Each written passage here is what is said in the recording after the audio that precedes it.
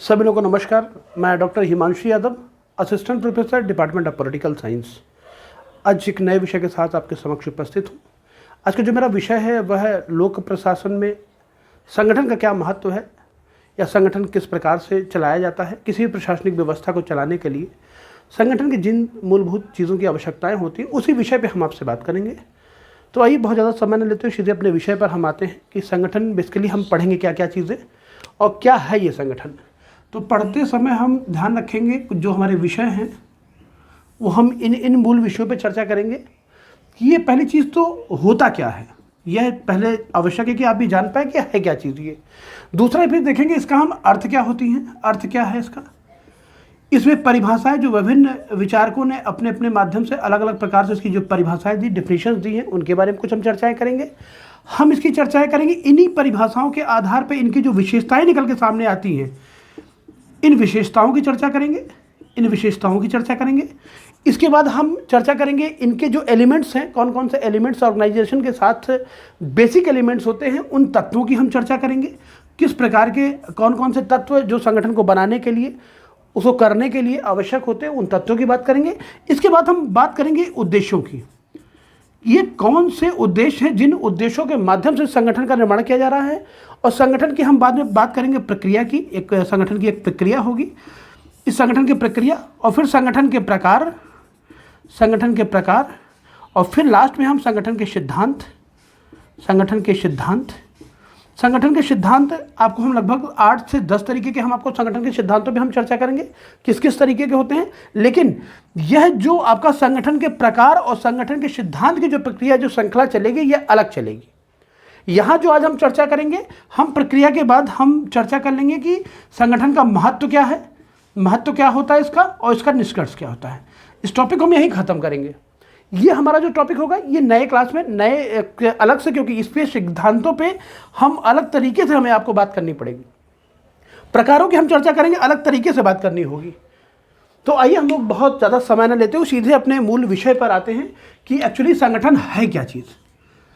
देखिए, किसी भी चीज़ को समझने के लिए आप मानव सभ्यता को अगर आप याद करें, संगठन कोई नया नहीं है। ये इतिहास के समय भी देखा जा रहा था। जब हमारी मानवीय सभ्यता का जैसे प्रारंभ हुआ था, जैसे उदय हुआ था, उसी समय से यह संगठन भी जन्म ले चुका था। अगर आप बात करेंगे मानव सभ्यता का प्रारंभ हुआ कैसे, मानव सभ्यता का प्रारंभ, जैसा कि मैं राजनीति विज्ञान में बार बार आप लोगों को बताता रहता हूँ, नगर राज्यों की चर्चा में करता रहता हूँ, कि जब व्यक्ति एक जगह इकट्ठा होकर खाना बदोश जीवन जी रहा था, लेकिन जब वो एक जगह इकट्ठा हुआ, इकट्ठा होने के बाद जब परिवार जो बना, उस परिवार के बनने के बाद उसमें कहीं ना कहीं कुछ ना कुछ लड़ाइयाँ होती रहीं। उन लड़ाइयों को शांत करने के लिए लोक प्रशासन ने जन्म लिया। लेकिन उस व्यवस्था को शांत करने के बाद कैसे वो संपूर्ण व्यवस्था समाज के लिए, उस परिवार के लिए चलती रहे, उसके लिए आवश्यकता पड़ती है संगठन की। वो संगठन छोटा भी हो सकता है, बड़ा भी हो सकता है, सरल भी हो सकता है, जटिल भी हो सकता है, औपचारिक भी हो सकता है, अनौपचारिक हो सकता है। तो ये जो संगठन छोटा बड़ा होता है, ये कैसे बन जाता है, कैसे सरल जटिल की प्रक्रिया है। आप समाज में रहते हैं, मनुष्य जब जन्म लेता है तो निश्चित ही कि राज्य रूपी संगठन में जन्म लेता है, जहां उसका पालन पोषण होता है, वो भी एक संगठन का माध्यम है। अब संगठन को इस हिसाब से समझ सकते हैं कि जैसा मेरा शरीर है, यह शरीर संगठन के माध्यम से बना हुआ है। इसमें अगर मैं कहूँ कि हाथ का कोई अलग रोल है, तो ऐसा नहीं, हाथ का कोई अस्तित्व इस शरीर से अलग हो ही नहीं सकता। तो ठीक उसी प्रकार से आप संगठन को अपने आप से आप अलग बिल्कुल कर ही नहीं सकते। प्रत्येक व्यक्ति कहीं ना कहीं इसका हिस्सा बन के ही रहना है इसे, क्योंकि उसके बगैर उसके किसी भी उद्देश्य की प्राप्ति नहीं हो सकती। ये तो देखिए, मैंने एक हिस्टोरिकल बैकग्राउंड के हिसाब से मैंने आपको बताया, लेकिन अगर बेसिक चीज़ों के हिसाब से अगर आपको देखना हो कि संगठन क्या है, तो संगठन में आप कह सकते हैं कि किसी भी उद्देश्य की पूर्ति के लिए दो या दो से अधिक व्यक्तियों का जब हम एक दिशा में प्रयास किया जाता है, एक दिशा में प्रयास करने के लिए एकत्रित होते हैं, उसे ही हम संगठन कहते हैं। या कह सकते हैं आप कि मानव अपने निश्चित उद्देश्यों की प्राप्ति करने के लिए जिस माध्यम का, जिन लोगों का चयन करता है, वही क्या है, संगठन। तो आइए हम संगठन की जो मूलभूत परिभाषाएं हैं, कहाँ से इसका उत्पन्न हो रहा है, अगर उत्पत्ति के आधार पर आप देखेंगे कि कहाँ से इसकी उत्पत्ति हो रही है, अर्थ के हिसाब से, अगर हिंदी के हिसाब से आप देखेंगे तो ऑर्गेनाइजेशन, संगठन जो बना है, ये दो शब्दों से मिला है, एक संघ और दूसरा क्या है, गठन। संघ का मतलब होता है ये सम उपसर्ग है, ये विशेषता बताता है, और गठन का मतलब क्या है, एक प्रक्रिया है, एक प्रोसेस है, एक बाउंड है लोगों के बीच में, उद्देश्यों को लेकर लोग जो इकट्ठा हुए विशिष्ट उद्देश्य की प्राप्ति के लिए।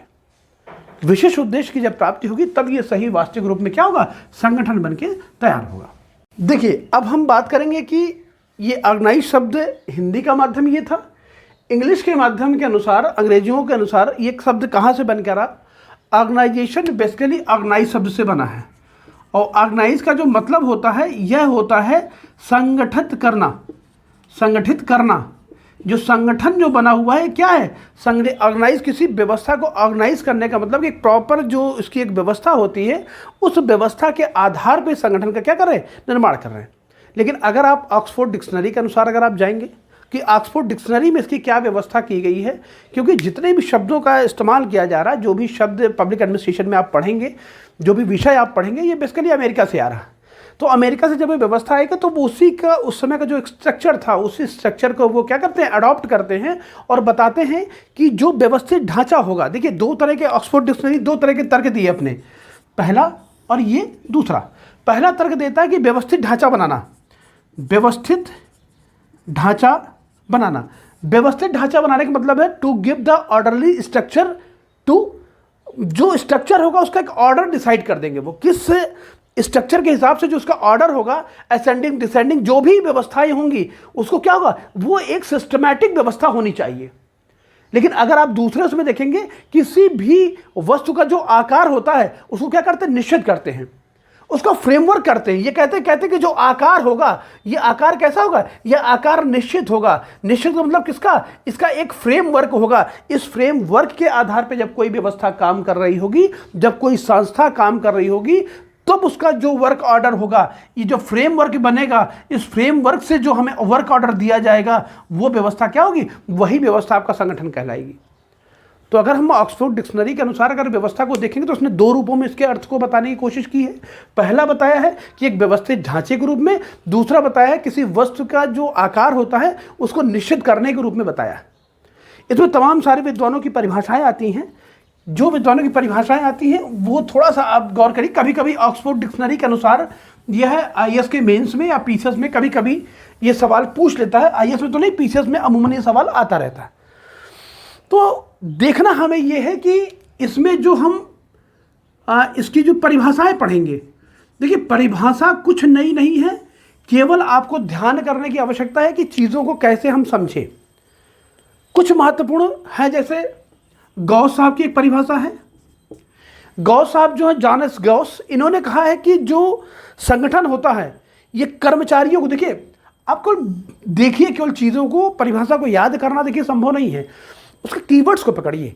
ये कहता कि जो संगठन होता है ना, ये संगठन जो कर्मचारी होते हैं, इन कर्मचारियों को संगठित रखने में तथा इनके उत्तरदायित्व को बनाए रखने को ही क्या कहते हैं, संगठन कहते हैं। अर्थात आपके पास जो ऑर्गेनाइजेशन जो आप बना रहे हैं, ये कहते हैं ऑर्गेनाइजेशन वो है जिसमें जो कर्मचारी हैं, जो एम्प्लॉइज़ हैं, उन एम्प्लॉइज के, उस एम्प्लॉय के बीच में और जो हायर अथॉरिटी है उसके बीच में क्या होना चाहिए, जो उसकी रिस्पॉन्सिबिलिटी है वो समझ में आना चाहिए। अगर रिस्पॉन्सिबिलिटी अगर समझ में आ रहा, उत्तरदायित्व अगर उसका निर्वहन कर रहा है, अर्थात वो संगठन क्या है बेहतर है। क्यों? क्योंकि जो उसके उद्देश्य दिए गए उन उद्देश्यों की पूर्ति यहां से होनी चाहिए। अब रिले मूने के अनुसार अगर आप देखेंगे, ये कुछ नया नहीं कर रहे, चीज वही कर रहे हैं। कह रहे हैं कि एक समान उद्देश्य के लिए, एक समान उद्देश्य की प्राप्ति करने के लिए बनने वाला जो मानवीय समुदाय है, उस समुदाय को ही क्या कहते हैं, संगठन कहते हैं। कहते हैं एक निश्चित उद्देश्य होगा, इस निश्चित उद्देश्य को प्राप्त करने के लिए जो मानवीय समुदाय होगा, ये निश्चित उद्देश्य आपके जो सेट गोल हैं और जो आपके ह्यूमन कॉपरेशन है, इन दोनों को ही मिला क्या कहते हैं, संगठन कहते हैं। बहुत आसान सा है, बस केवल ये है कि जब शब्दों को आप पढ़ते हैं तो आपको मन में आपको लगता है कहीं ना कहीं कुछ ना कुछ बड़ा कठिन सा लिखा है। आप उसको सरलीकरण करके पढ़िए, सिंप्लीफिकेशन करके आप पढ़ेंगे तो आप बहुत आसानी के साथ समझ पाएंगे। अब लूथर गुलिक को भी अगर आप देखेंगे, लूथर गुलिक साहब ने क्या कर दिया कि औपचारिक समुदाय है या औपचारिक जो संगठन है, यह संगठन जब किसी निश्चित उद्देश्य के लिए, देखिए कॉमन सी चीज है कि निश्चित उद्देश्य मानव समुदाय, इसको आप अलग नहीं कर सकते। टाइम बाउंडेशन अभी नहीं आ रहा, लेकिन टाइम बाउंडेशन क्या, डेविस के समय में टाइम बाउंडेशन भी आ जाएगा। ये कहेंगे कि जब आरसी डेविस साहब जब आते हैं, आरटी डेविस साहब कहते हैं कि जो व्यक्तियों का जो समूह है ये किसी निश्चित उद्देश्य के लिए, निश्चित समय के लिए और सामाजिक कल्याण के लिए जब भी कोई बनाई जाती है संस्था, तो वही क्या है, संगठन का स्वरूप। तो डेविस साहब को अगर आप देखेंगे, आरसी डेविस साहब ने, तो डेविस साहब ने इसको 3 तरह से बनाया, ताकि एक निश्चित उद्देश्यों के लिए, मानवों के समुदाय के लिए, निश्चित समय में पूर्ण करने के लिए जो व्यवस्था बनाई जा रही है, यही व्यवस्था क्या है, आपकी संगठन है।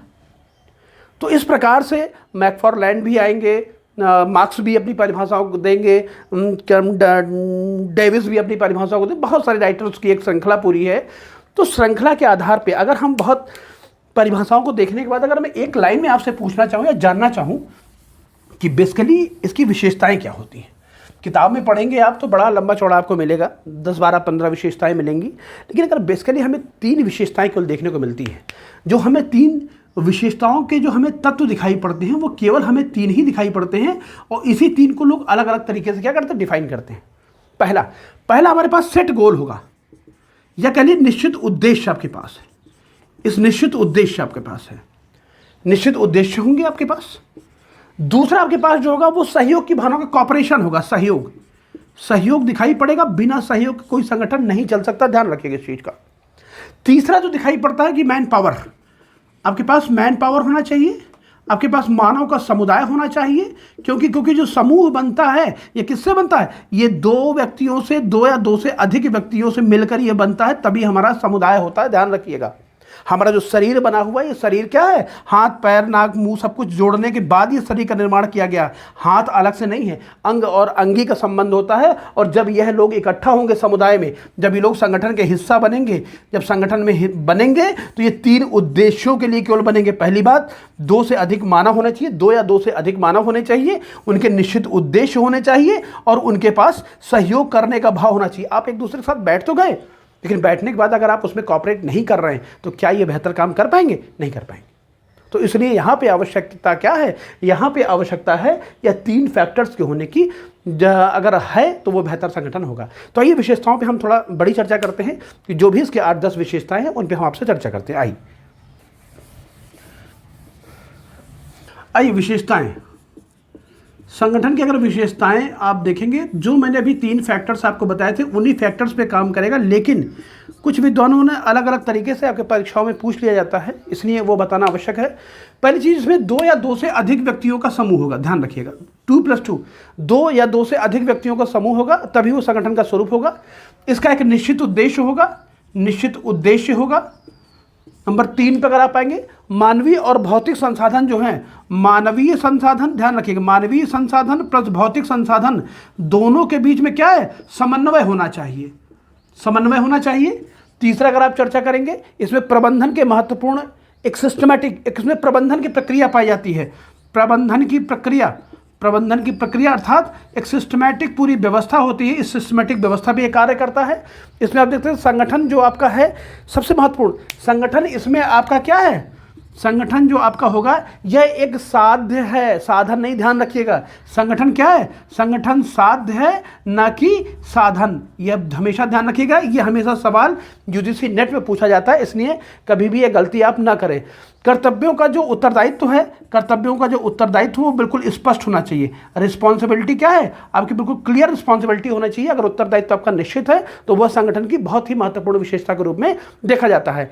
इसमें कम्युनिकेशन गैप नहीं होना चाहिए, कम्युनिकेशन एक दूसरे के साथ, क्योंकि संगठन के प्रत्येक व्यक्ति महत्वपूर्ण होते हैं, हर व्यक्ति की अपनी एक महत्वपूर्ण स्थान है, इसलिए आप संगठन में किसी भी व्यक्ति के कम्युनिकेशन गैप नहीं होना चाहिए। एक दूसरे के साथ संप्रेषण की व्यवस्था में आप हमेशा लगे रहेंगे, तो कम्युनिकेशन गैप नहीं होना चाहिए। फिर लास्ट में अगर आप देख सकते हैं, इसमें विवेकशीलता है, क्रियाशीलता है।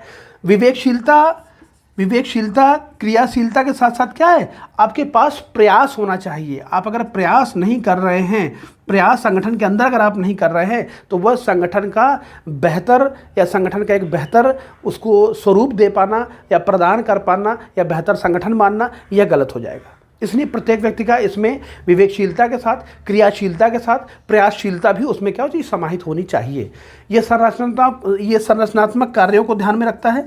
संरचनात्मक कार्यों का मतलब है कि आपकी जो व्यवस्था है, संरचनात्मक कार्य तब होगा जब उसमें विवेकशीलता इंक्लूड होगी। बिना विवेकशीलता के जुड़े संरचनात्मक कार्य आप कर ही नहीं सकते। इसी विशेषताओं के आधार पे कभी कभी यूजीसी नेट में 3 तरह के सवाल पूछ लिए जाते हैं कि हॉज जॉनसन के अनुसार कितने प्रकार की विशेषताएं बताई। उन्होंने 5 प्रकार की विशेषता बताई है। बर्नार्ड की बात करेंगे तो बर्नार्ड ने 3 प्रकार की बताई, जिसमें कहता है कि उसमें संप्रेषण होना चाहिए, उसमें एक निश्चित उद्देश्य होना चाहिए, उसमें क्या नाम मानवीय समुदाय का समन्वय होना चाहिए। और आप लोपेज की अगर बात करेंगे, लोपेज ने भी 3 प्रकार की विशेषताएं बताई हैं, जिसमें बताता है कि उसके निश्चित उद्देश्य होना चाहिए, कार्य विभाजन होना चाहिए और कम्युनिकेशन गैप नहीं होना चाहिए। निश्चित उद्देश्यों की पूर्ति के लिए निश्चित उद्देश्य पहले से बने होने चाहिए। ये हम इसकी विशेषताओं पे बात कर लिए हैं। इसके बाद हम अगले ही इसी श्रेणी के अगले क्रम में आइए आपसे हम बात करते हैं। देखिए हम लोग अब एलिमेंट्स की बात करेंगे कि एलिमेंट्स ऑफ ऑर्गेनाइजेशन कि इसके तत्व कौन कौन से होते हैं। मैंने बात इसके पहले हमने चेस बर्नार्ड की भी अगर आप बात करें, चेस बर्नार्ड कभी कभी एग्जाम में पूछ लिया जाता है कि चेस बर्नार्ड ने कौन कौन से तत्व बताए हैं। तो कम्युनिकेशन को बताया है कि आपके अंदर एक्सप्रेशन होना चाहिए, सेवा करने का, सर्विस देने का और सामान्य उद्देश्य होते हैं। सामान्य उद्देश्य सबसे महत्वपूर्ण है, लेकिन इसमें कुछ राइटरों ने उसके बाद एक निचोड़ निकाला है। 5 तत्व जो बताए हैं वो इस तरह के हैं। पहली चीज़ तो कार्य विभाजन होना चाहिए, कार्य विभाजन, स्पष्ट कार्य विभाजन, ध्यान रखिएगा। दूसरा आपके पास उद्देश्य होना चाहिए, उद्देश्य होना चाहिए। तीसरा आपके पास समन्वय, कोऑर्डिनेशन होना चाहिए, समन्वय आपके पास होना चाहिए।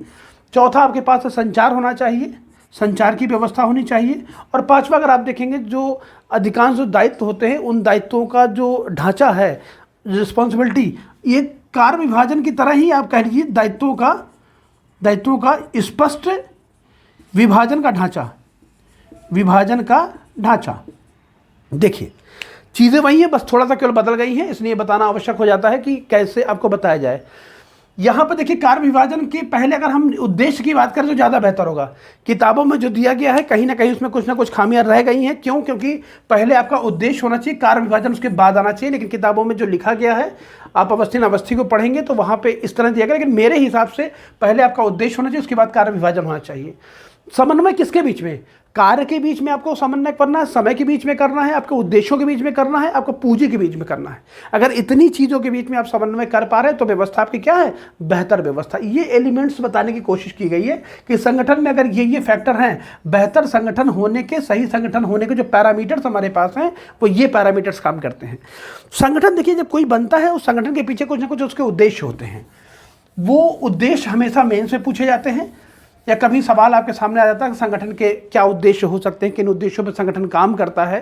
तो बहुत बेसिक चीज़ें, जो चीज़ें अभी आपने पढ़ी हैं उन्हीं चीज़ों के आधार पर ही है। अगर आप उद्देश्य की बात करेंगे कि क्या क्या उद्देश्य होते हैं संगठन के, तो संगठन देखिए सबसे पहली चीज़ है कि संगठन किसी उद्देश्य की पूर्ति के लिए बनता है। रटिए मत, केवल आप समझने की कोशिश करिए।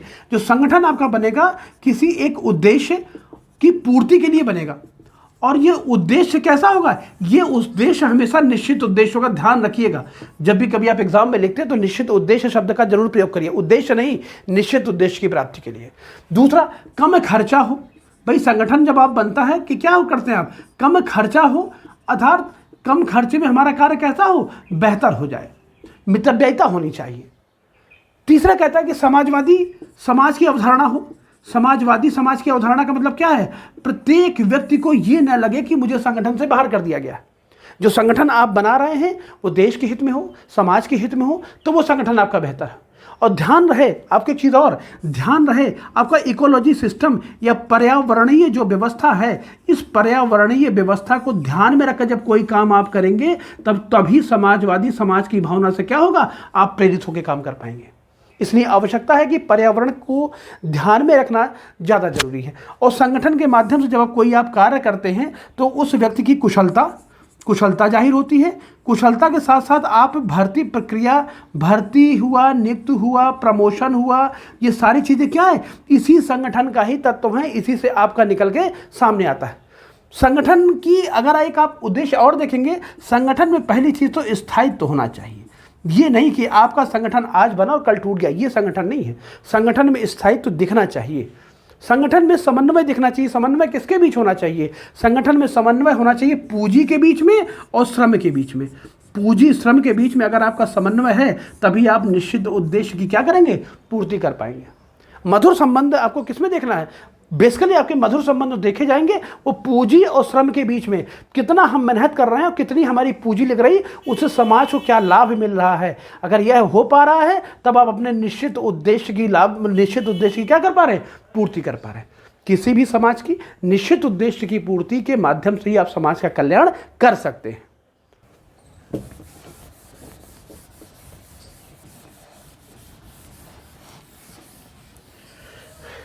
देखिए, आइए हम लोग इसी पे अंतिम जो विषय, इसमें जो टॉपिक जो मैं पढ़ा रहा था, इस टॉपिक की अगर अंतिम श्रृंखला में हम बात करें कि इसकी आवश्यकता क्यों पड़ रही है और इसका महत्व क्या है।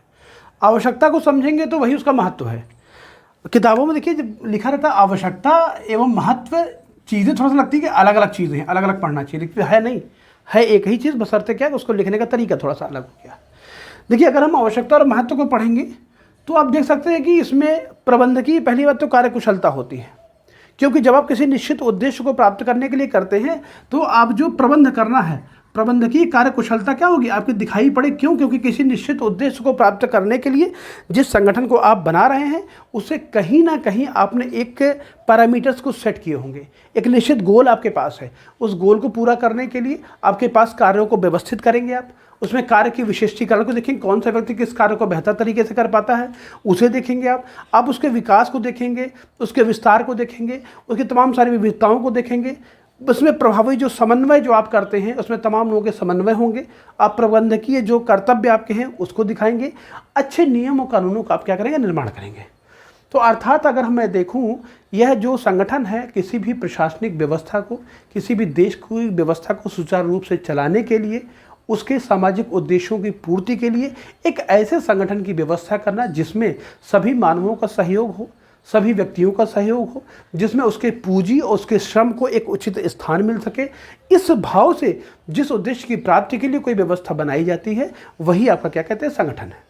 यह संगठन जो है वह सामाजिक समाज के कल्याण के भाव से हमेशा सर्वविदित होना चाहिए, और ऐसे भाव से जब किसी संगठन का निर्माण किया जाता है तो वह संगठन किसी भी देश को उच्चतम शिखर तक पहुंचाता है। इस प्रकार से मैंने संगठन के बारे में आपको बताया है। अब जो मैं चर्चा करूंगा अगली क्लास में, वह जो मेरा विषय होगा कि संगठन के क्या प्रकार होते हैं, किस प्रकार से उस संगठनों को दो भागों में बांटा जाता है, उनके गुण क्या हैं, उनके दोष क्या हैं। उसके बाद हम अगली क्लास में चर्चा करेंगे सिद्धांत, संगठन के जो सिद्धांत, जहाँ से बहुत सारे सवाल उठते हैं प्रतियोगी परीक्षाओं में भी और आपके यूजीसी नेट के लिए, तो उन परीक्षाओं के लिए वो सबसे इम्पोर्टेंट टॉपिक आपका वहाँ से प्रारंभ हो। धन्यवाद।